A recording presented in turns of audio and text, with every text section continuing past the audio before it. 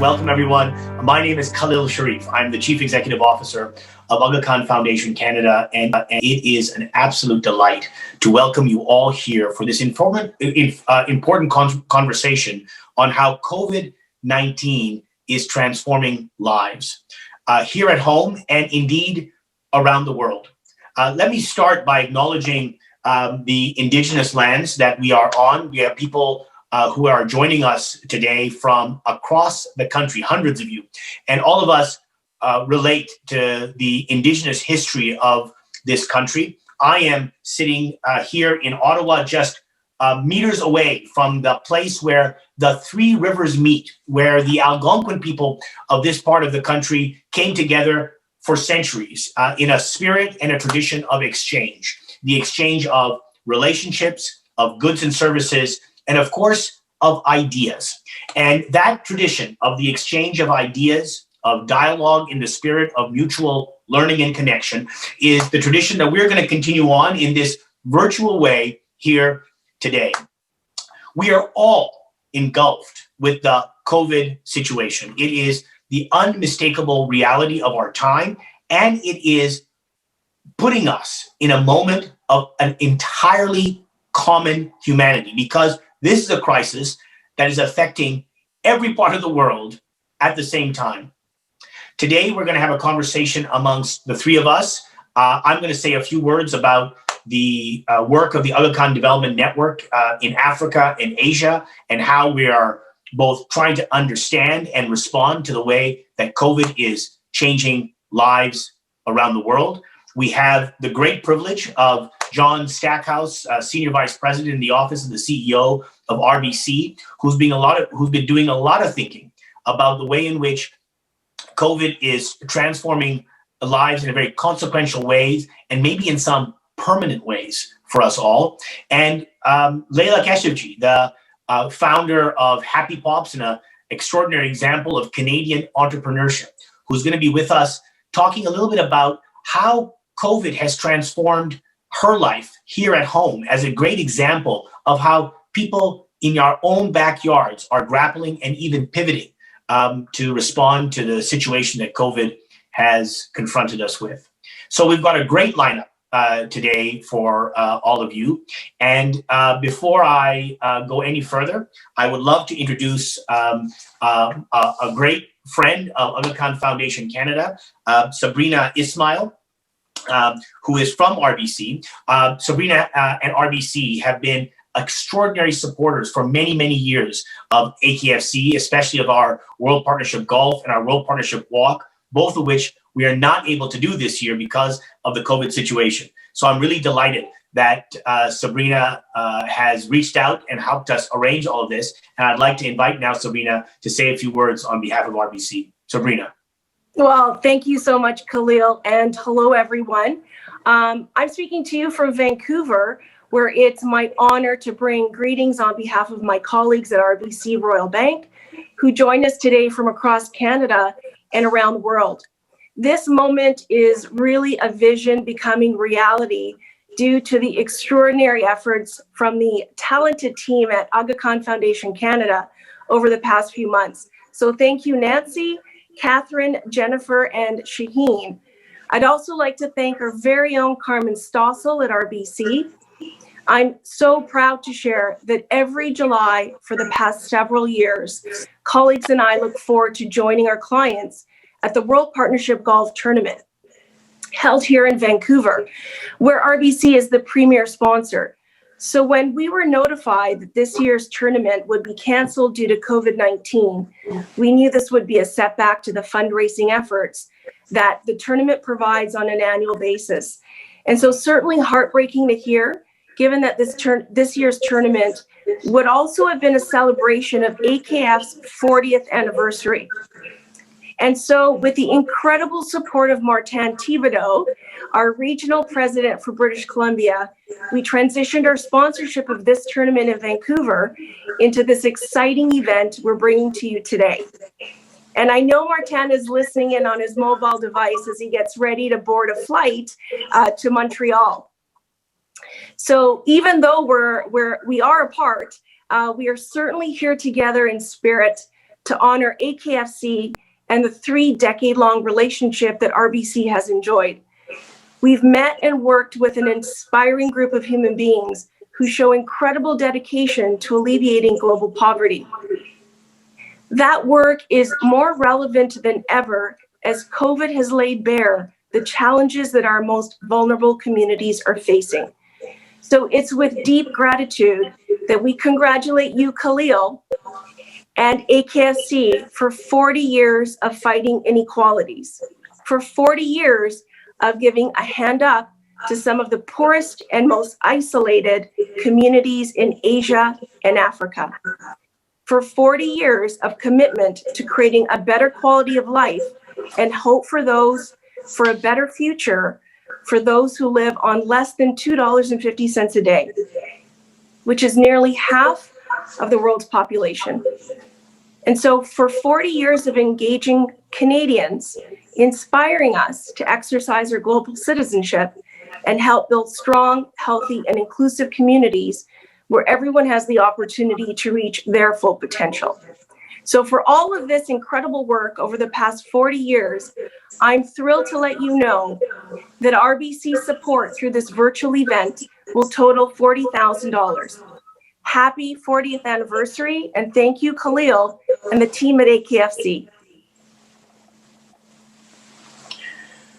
Sabrina, that is absolutely incredible. What an act of generosity.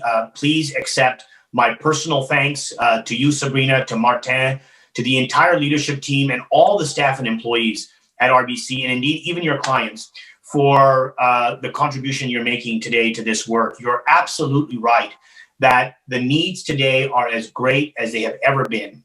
And you saw some of the video that off the top about some of the work that we've been doing pre-COVID, that in fact RBC, because of your historic support, has allowed to happen. We are building on those foundations even today in the midst of this crisis. So Sabrina, to you, to your colleagues, to the leadership at the bank, thank you very, very much for this extraordinary support. We really, really appreciate it. Our pleasure, Khalil. We are absolutely delighted with the gesture of generosity from RBC. It is of a piece with generosity and support that AKFC has been very privileged to receive from thousands and thousands of donors from across the country over the last 40 years. COVID has been a major, major issue for the world. It is a moment of change and transformation. And in fact, we think of it as a health crisis, but it is far more than that. In fact, it comes to us disguised as a health crisis. But when you take off the mask, what you see underlying it is actually multiple crises happening simultaneously. Let me just give you some numbers.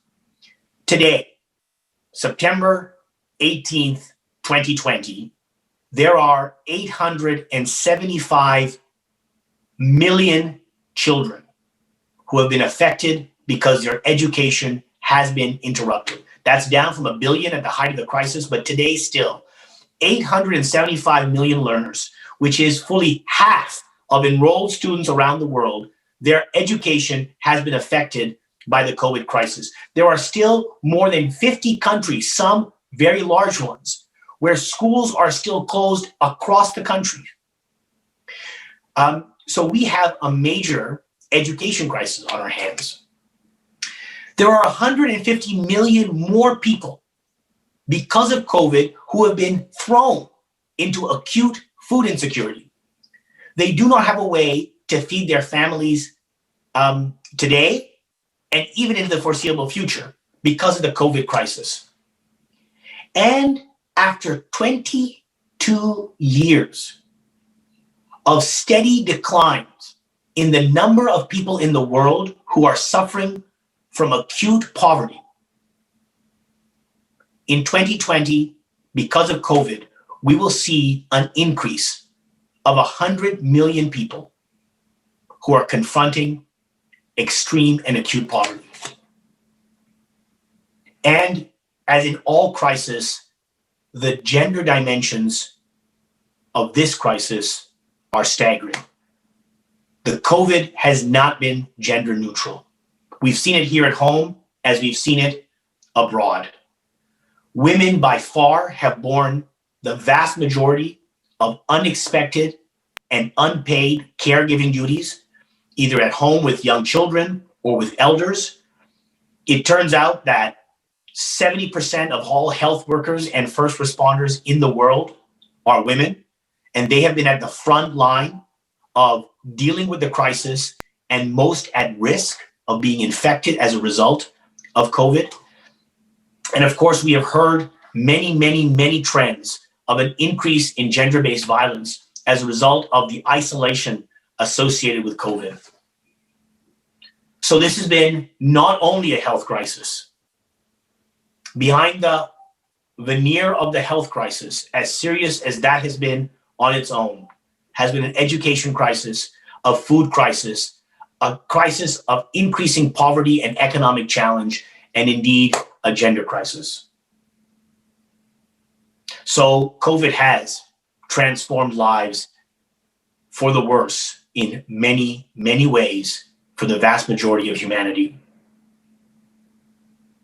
But we are responding. Aga Khan Foundation Canada, as Sabrina said, is commemorating its 40th anniversary this year.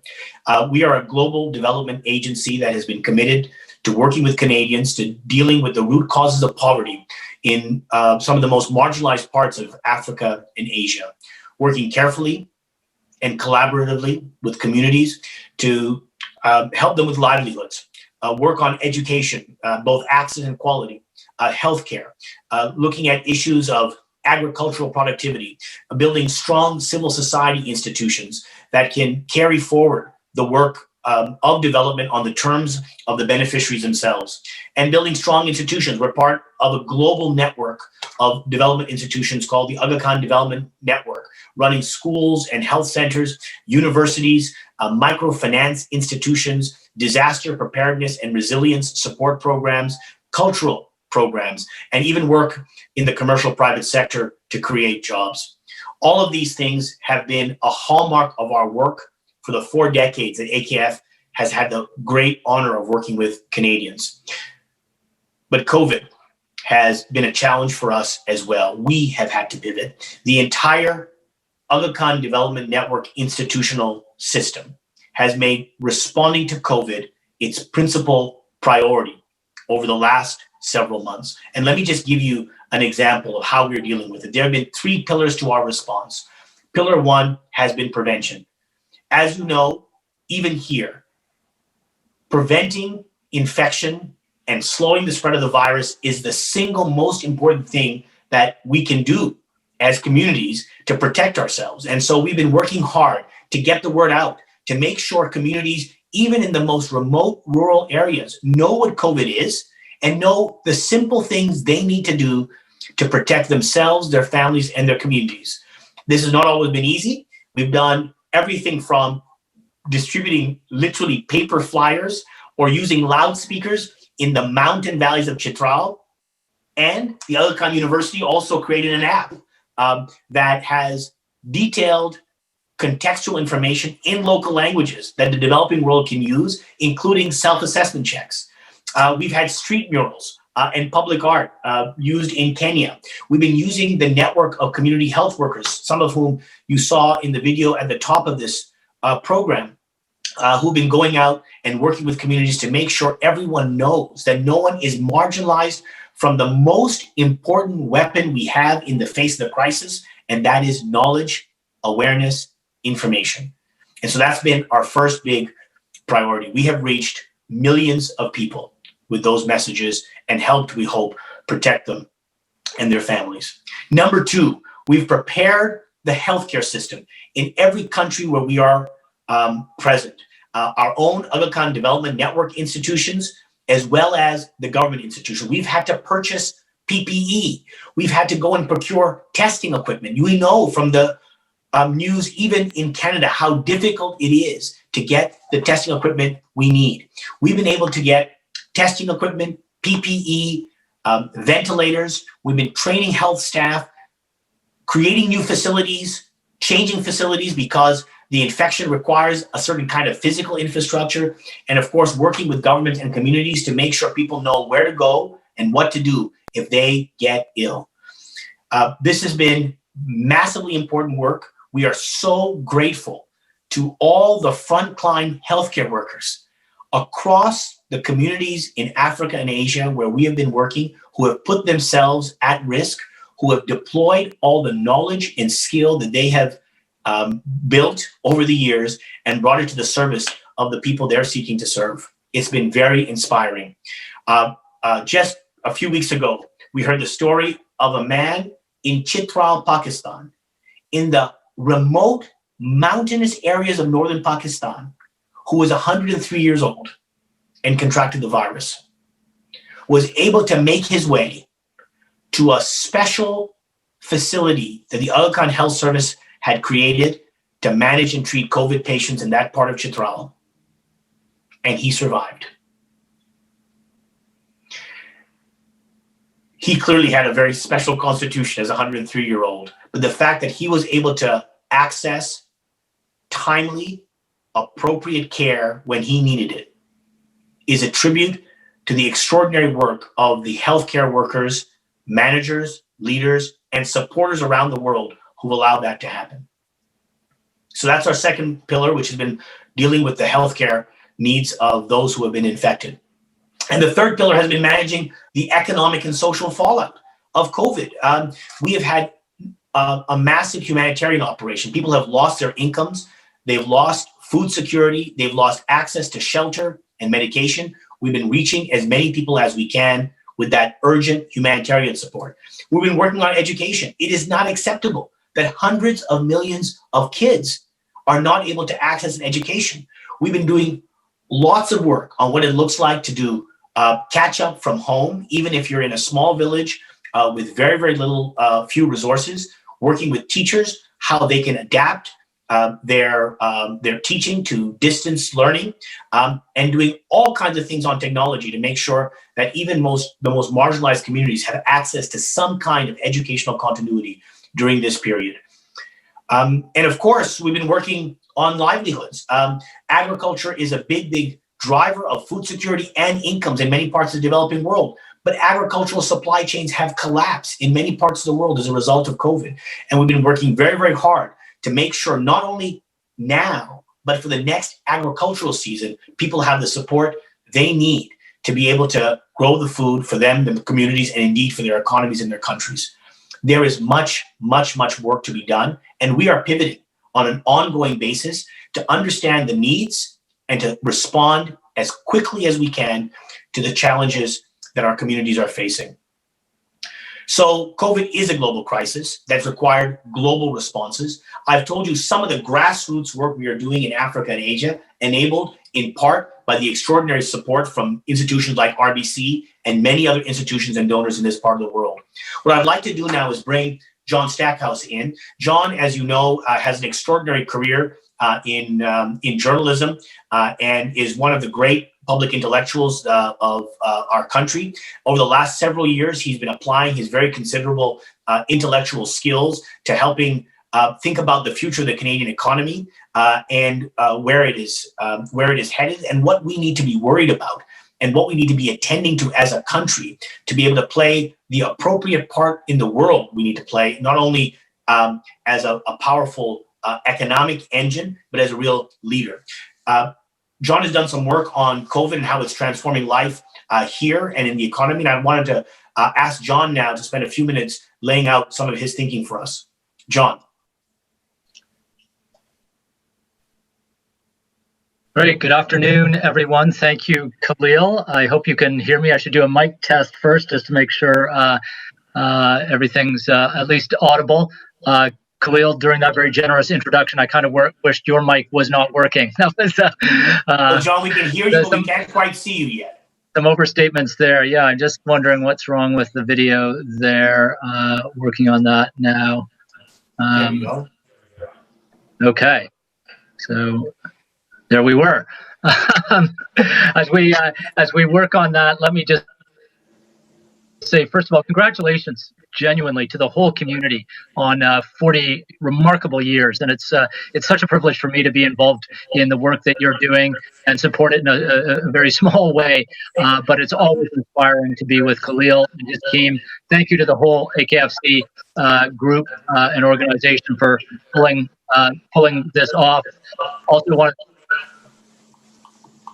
thank my colleagues at RBC for your generosity and your foresight and creativity in helping to make this event happen.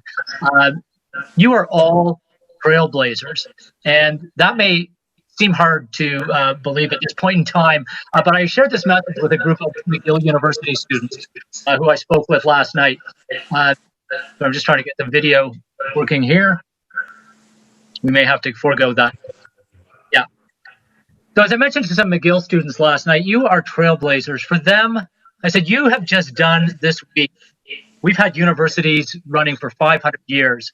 And in those 500 years, never before has a cohort of university students done what you have done this week and done today. You are at the forefront. You are pioneers. You are trailblazers. Learn from that. Take chances. Innovate. And we all need to take that message positively. And Khalil has laid down some enormous challenges, which we need to take seriously. But let's also think of the opportunities here for us to innovate in a very different world as we come out of this crisis. And I want to share with you this afternoon a few ideas and insights that we've developed at RBC on how the world is changing because of COVID, how every business, every sector, every part of the economy in our communities is being disrupted. But with disruption comes opportunity for the innovators, for those who seize on these change moments. I'll talk briefly, because I've only got a few minutes, but talk briefly about the changes we're seeing in how we work, how we shop, how we travel. And we'll share a report with you, which we're publishing next week, on the 8 trends that we think are going to reshape and affect every business. And I hope it helps you think not just about today, but about the next 6 months and next 6 years and how you'll go about them differently. And if you could just pause for a moment and think back to March and ask, boy, I wish I had known then what I know today and how I would have responded through the summer. When I asked myself that question, I said, well, I wish I had bought Apple shares 6 months ago because those have doubled. But think of all the other things that have gone on in our world in a surprising way. We've been monitoring people's spending through the summer and seeing incredible forces at play in the economy. Trampoline sales through the roof. Golf revenue in this country. I'm sorry, our golf tournament is off, but golf spending has been up 2.5 times this summer. Rural Airbnb bookings, way up. Cottage sales, way up. These are all indications of how humans continue to experiment, to explore, to try to thrive, even in challenging times. And what I lay before you, I want you to see, as I said, as an opportunity, because we need to reflect on what we are doing to future generations here. Our governments, which represent us, are collectively borrowing unprecedented amounts from our children and grandchildren. And we are collectively spending that and investing that, hopefully. And we need to be sure that every dollar we are borrowing from our children and grandchildren is being spent and invested wisely to build a stronger, more resilient, more equitable economy in Canada, but also globally. And you as trailblazers can help us lead the way. It's not just a matter of building back better. You can help us build back bolder. So let me quickly go through the top of the waves of the 8 trends that we're seeing. Number one is how we're working. We all have been through a complete shock in how we work. 5 million Canadians went home to work over the course of 1 or 2 weeks. At RBC, we had 50,000 people move in pretty much a 72-hour period. It was incredible that we pulled it off. And it should be a reminder, never say something's impossible. Impossible is nothing, as the Nike ad says. We can do it if we put our minds to it. So think of the creative energy if we could apply that to other challenges before us. And among those challenges is going to be a new work environment. As we all start to think about the long term or the marathon, we will have blended work environments where we'll be working at home and in offices. And think about the restructuring of our economy, the tools and technologies and supports that we're going to need in our neighborhoods, in our families, in our communities, the social services that we'll need. How do we innovate to adapt to this new work environment? Number two, how we shop, gone through profound changes, not a revolution, but an acceleration. You've probably heard that the last 6 months has really taken 6 years of possible change and compressed it into 6 months. And we've certainly seen that in commerce. In the United States, 2/3 of consumers are buying online products for the first time. Things like groceries and pharmaceuticals that were not mainstream in terms of home delivery, and now are.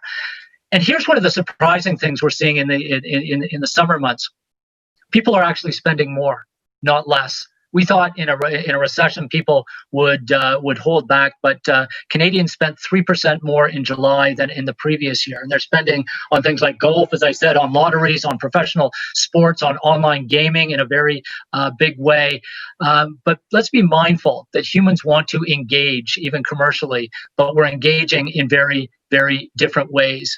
And one of the key lessons for every business, but also every charity, every social organization, is that e-commerce is not just about the convenience of delivery. It's about data. It's about the consumer experience and the predictability of consumer habits.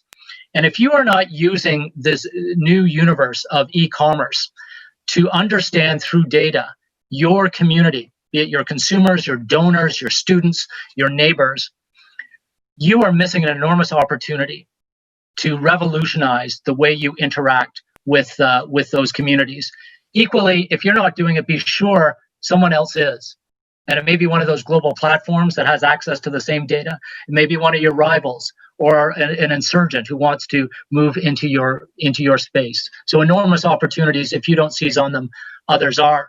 Which we're seeing in the third force, which is how we watch. Entertainment is going through profound changes. You know about Netflix or Disney Plus, but consider what is going on in online gaming. Online gaming has gone up something like 40% for people under the age of 35 during this pandemic. And that tells us that there's a great hunger for more interactive experiences. So as you think about what you're doing, whether you're a community group, a theater, a museum, or a movie producer, if you are not creating content that is both immersive and interactive, you may be losing a generation. There's an enormous appetite right now for people to engage. They don't want to sit back in their couch and just watch what is being shown to them. They want to interact with it. So do create content and experiences that allow people to do that. Which leads me to our fourth trend, which is how we share. Global internet traffic. You probably didn't think this was possible. I sure didn't. Between February and mid-April, went up 40%. 40%. We are in the midst of a data explosion because of all that we're doing. And that is leading actually to an enormous concentration of market activity. The big 5 US tech companies, Amazon, Microsoft, Apple, Google, and Facebook, are now worth roughly $7 trillion. That's up 50% in this crisis because of all that data activity. So too is we've seen an explosion, something like a 350% increase in cyber attacks this spring. in our environment. So there's great opportunities there and great risks there. But again, if you are not seizing on this data revolution by investing in bandwidth, in the tools and technology, and the people and the skills to take advantage of this, you're going to be ceding those opportunities to others. Number 5 in the trends that we're seeing is how we travel. We're all culprits of this. Obviously, we're not flying very far these days, if anywhere at all. But what an enormous opportunity for communities and for Canada to attract people to see and experience our great country with each other. We saw an explosion of staycations this summer, of road trips, of people looking for localized adventures and experiences. But what we're also starting to see is people, they're not looking for a thrill, they're looking for meaning, which of course we all want, especially in hard times. So how do we create these opportunities literally in our own backyards, in our neighborhoods, in our communities, and in our provinces that aren't just about recreation, but about enhancing that human desire for meaning? Number 6, how we heal is going through profound changes. And it isn't just the responsiveness to healthcare, the need for more healthcare and hospitals, but our comfort now with health technology has accelerated in a very positive way. And a great opportunity here for tech firms and all that work with them to invest in the health tech that allows us to take care of ourselves in our own environments. Think about the opportunity for Canada to export that technology to the world.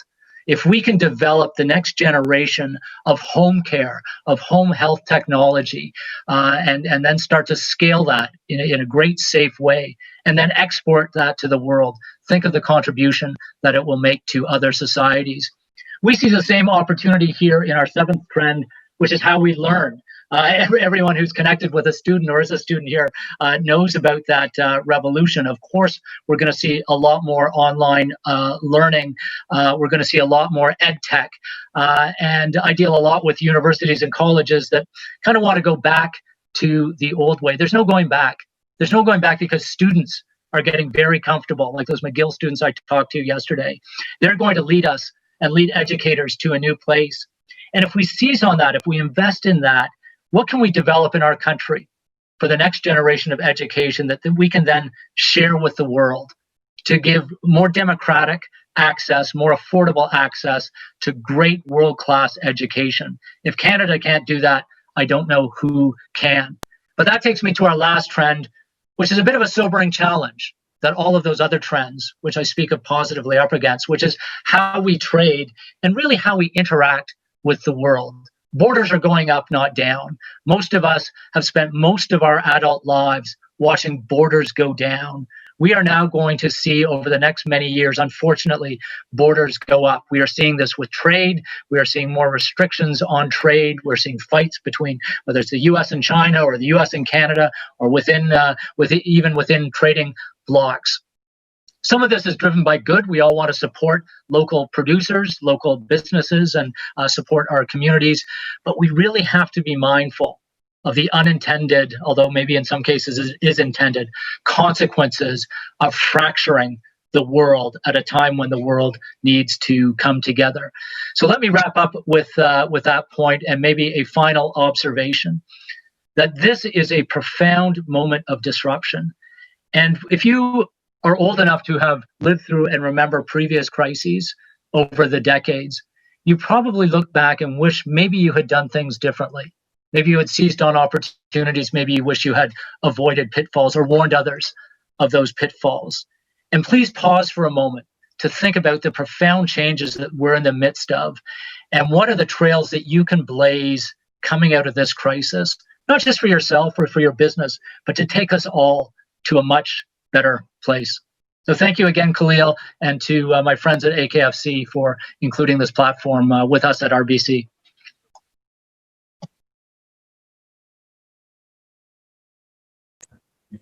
John, as usual, thoughtful, provocative, and extraordinarily well-informed. Thank you for that contribution. John Stackhouse has served with great distinction on Aga Khan Foundation Canada's National Committee for the last several years and continues to serve. We're very grateful for his leadership, not only to AKFC, but as actually someone who's really devoted so much of his life and his neurons to the questions of global development. And we're really delighted, John, to benefit from your thinking about how the world is changing with COVID. Those of you who have not seen the report that is being put out by RBC, it's called 8 Ways COVID Will Transform the Economy and Disrupt Every Business. We're going to put the link to that report in the chat so you can look at it. Please read it. I commend it to you. It does in a careful and analytical way go through some of the issues and trends that John has talked about, and I really do commend it. So thank you very much, John, for that great presentation. So we've talked about the global impact of COVID. We've now talked about what's happening in Canada and across Canada with respect to the economy. I want to now move to the local situation and bring in Leila Keshavjee, who is an extraordinary entrepreneur, founder, as I said, of Happy Pops. She's been a long-time supporter of AKFC through the World Partnership Walk. She's no stranger to the work we do. And I wanted to bring her into the conversation to give us a little bit of a flavor for what this means kind of in concrete terms for individuals who are kind of working their way through the crisis. Leila, welcome. Thank you very much. Why don't you tell us a bit about yourself and about the business you're running? Thanks, Khalil, for having me. I'm the founder and CEO of Happy Pops, and we specialize in all natural frozen fruit treats that are vegan, gluten-free. I started the company 4 years ago, and we've been on Dragon's Den, and we were on target to what I thought would be a great 2020, and then all of a sudden, COVID hit. Leila, before we get to how you pivoted, tell us a bit about how you got the idea and kind of where all this came from. Where did Happy Pops emerge? Sure, yeah. So I studied kinesiology, and one of the things I noticed is so many food products were so difficult to understand what was inside. And one of the things I learned, there's so many names for sugar, and there's so many artificial ingredients packed in the foods we eat, the foods we're feeding our kids. And I really wanted to change that. And that's why I decided to be very transparent about the ingredients we use. It's fruit, water, and a hint of organic cane sugar. So it's safe for your young toddler or for your elderly mother, and everyone of all ages can enjoy Happy Pops. Well, Leila, I'll just, before we talk a bit about how COVID has hit you, I'll just comment that the way you've just framed the business is kind of characteristic of this generation of entrepreneurs who actually want to make a few pennies, but also want to do so in a particular kind of way. They want to try to make a contribution to making the world a better place. Does that kind of resonate with you, that you feel like you're doing kind of trying to run a business, but also trying to do so in a way that advances something important in the world?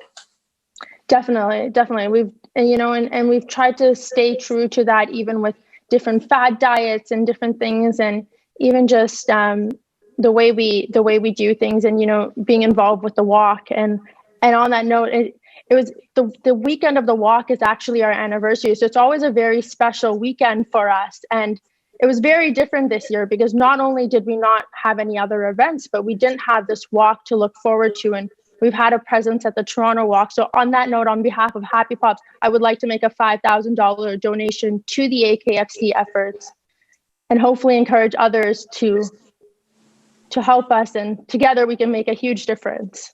Wow, Leila, I was not expecting that. Well, thank you, not only for your many, many years of generosity, but for your gesture just now. It is extraordinary that at a moment when I know so many people are confronting economic fragility and a little bit of uncertainty about the future, that you're ready to part with some of those precious pennies and contribute it to the work we're doing around the world. So thank you, Leila. That is extraordinarily generous and very, very moving. Tell us, Leila, now a bit about what happened to you in mid-March when the news of COVID and the lockdown consequences began to set in. I mean, first, tell me just what are the first thoughts that went through your mind when you heard that the economy was effectively going to be put on stop? Well, we were getting ready to scale up, and we had secured equipment coming in from the US, and we were just ready to sign the papers, and all of a sudden COVID hit, and we had to put a hold on all of this equipment, and slowly stuff got canceled. So we were doing a lot of catering, wedding events, wholesaling to schools, and slowly, and it got pushed back and pushed back and pushed back, and we're still affected without the events, without the corporate. We were selling to all the tech companies, and so it was definitely challenging, but we knew we needed to do something about it, because at the end of the day, we had a team, we had people who needed to put food on the table, we needed to figure it out. So we started off making masks for local hospitals and donating product to hospitals just to keep our staff engaged and boost that morale. Because at the end of the day, you need your team in the highs and the lows. And then slowly we started launching an e-commerce platform. And as John said, so valuable to have gone online, because the data you get has really allowed us to see where our customers are, what's working, what's not, and how do we get to more people. And people were definitely willing to spend some money for that aspect of feeling good. It made them feel good. I mean, who doesn't love a popsicle? And if you can enjoy it, that's real fruit. So that we slowly grew our e-commerce, and that's kept us afloat. And now we're launching into more retailers. So it's definitely been a roller coaster. It's been startup all over again, trying to navigate e-commerce, but we're glad we did it. And if that's one thing people can take away, is definitely embrace digital, figure out a way to get your business online, because whether or not there's a second wave, we all need to be online. People are looking online for things and want things delivered. Leila, what was holding you back from kind of digitizing before COVID? Kind of the crisis clearly was an impetus, but I mean, were you planning on this anyways? What was holding you back? Just not on the radar? We tried it, but I mean, obviously, as you can imagine, shipping frozen is not the easiest task. But when we had no choice, then we had no choice to test out different options. So, I mean, if we can ship popsicles across the country, a lot of people can ship a lot of things. So, we had to bite the bullet and figure it out. And there was definitely some failures, but we were determined to make it work. And it helped us out in the long run. Leila, do you have any reflection on how it's been easier or maybe harder for you as a small business, an independent kind of retailer, to deal with this compared to being part of a big, large national chain that may be kind of well-funded and with lots of kind of people and experience and history? How has this been more difficult or easier for you because you're just on your own? It's definitely been challenging, because we were so used to that recurring business of the corporate business and the catering. And so in that sense, we were used to kind of steady business and that. But on the other hand, being small has allowed us to adapt very quickly and keep adapting. And, we don't have to go through large boards or anything to decide how are we going to make our next move. And we've had to remain very cautious on how we spend money, but we can direct things to the right avenues in order to try and grow the business and stay afloat, and hopefully come out of this stronger and with another revenue stream. So Leila, I mean, obviously COVID has been a major crisis. We've talked about that. I think you've also helped us see, as John has, that even in the midst of this crisis, maybe we can ferret out a whole set of opportunities. In fact, maybe it's the really only way to confront the crisis, not with despair, but with a sense of hope, optimism, and opportunity. What have you learned from having gone through this? I mean, in a sense, entrepreneurship is a series of lessons being learned. How would you capture the lessons you've learned over the last 6 months as you've tried to pivot and go through this tough period? I think people are so supportive, and I think it's really opened everyone's eye to supporting local and how important it is to really support our own small businesses. I think it's really the message. We're all supporting more restaurants, whether it's takeout, we're buying from more local vendors. We're looking at the back of stuff on where we purchase things. And I think that's huge, because at the end of the day, small businesses are creating jobs. And I think we were so used to ordering things, getting things delivered that were cheaper, but now people are so mindful of that. And we need to be able to continue to support local businesses. For us, even just giving back and has been a big thing for us. And I mean, I think we're in this together. So even donating to frontline workers has seeing the smiles on people's faces. And I think that's what I realized, that more than anything, I realized how little I need during this time, but it was just about spreading happiness. So giving back where we can. Well, Leila, listen, you are an extraordinary example of trying to take a crisis and deal with it with positivity and with hope. And so for being such an inspiration, I thank you for that. It's something I think we can all learn a great deal from. You've also, along with your business, created an extraordinary social ethic, both in the way you talk about your mission as a business, but also by your actions. You've talked about all the generosity you have given to your employees. You've talked about the way in which you tried to contribute to the local COVID response, the frontline workers, the mask making. And of course, today, in your ongoing yearly tradition, have made this extraordinary gesture of generosity to support the work of Aga Khan Foundation Canada in support of all the beneficiaries in Africa and Asia that we're seeking to support. So, Leila, we are really, really inspired by hearing this story. We've got lots of lessons all of us can learn from what you do. And please know that we are sending our very, very best wishes and prayers for lots of success for you and your business going forward. Thank you so much, Khalil. Thank you. Well, ladies and gentlemen, that brings us to the end of this important conversation about how COVID has been transforming our lives. We started with a global view of the way in which COVID is challenging essentially all of humanity at the same time with some pretty significant crises.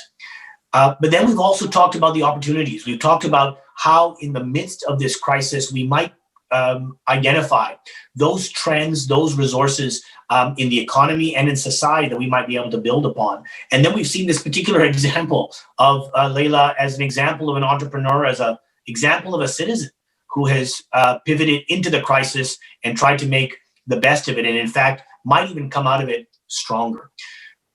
The idea and ideal coming out of all of these stories, I think, is that we are stronger when we are working together, that there is a real opportunity for this crisis to remind us of our common humanity, of our genuine interdependence, of the need that we are all in this together, not only in it for ourselves. And if we can do that, pull together here at home, but also around the world, we might have the chance of coming out of this crisis stronger than when we came in. We might be able to build back better. And I hope that some of the stories you've heard today might inspire you along that way. I want to thank Sabrina, John, and RBC, and Martin, who I know is watching somewhere in cyberspace, for the support you have provided today, your collaboration and partnership in making this event happen, the generous contribution you're making to our work, and the many, many years of partnership across this country that you have provided to AKFC. We're very, very grateful for that. To Leila for sharing your extraordinary story and for this surprise gesture that you have made to the work of AKFC. We're very grateful for that as well. I want to thank our partner in making this broadly available to the country, the Government of Canada, who has been working with us for 40 years to affect real change in parts of Africa and Asia where we are working, but also to make sure that we are engaging Canadians from coast to coast to learn about and understand and get involved in that work. And thanks to all of you for joining this conversation. I'm told that we have had people indicate they're saying hello in the chat, from Ottawa to Afghanistan, from the Embassy of Indonesia to the Canadian Teachers Federation, and of course, scores and scores of employees and staff and clients of RBC. So to all of you, thank you. I'm really delighted to let you know that although we have not been able to launch a walk or a golf campaign this year, AKFC will be, in a few weeks' time, launching a fall campaign entirely virtually. It'll be our first complete digital effort, so stay tuned. Please see us at www.akfc, that's Aga Khan Foundation Canada, akfc.ca. Follow our social channels, go to the website, sign up to our email list to keep abreast of all of our work. And I hope that we can count on your continued support for our work and for the work of helping humanity cope with this crisis and come out the other side stronger. Thank you.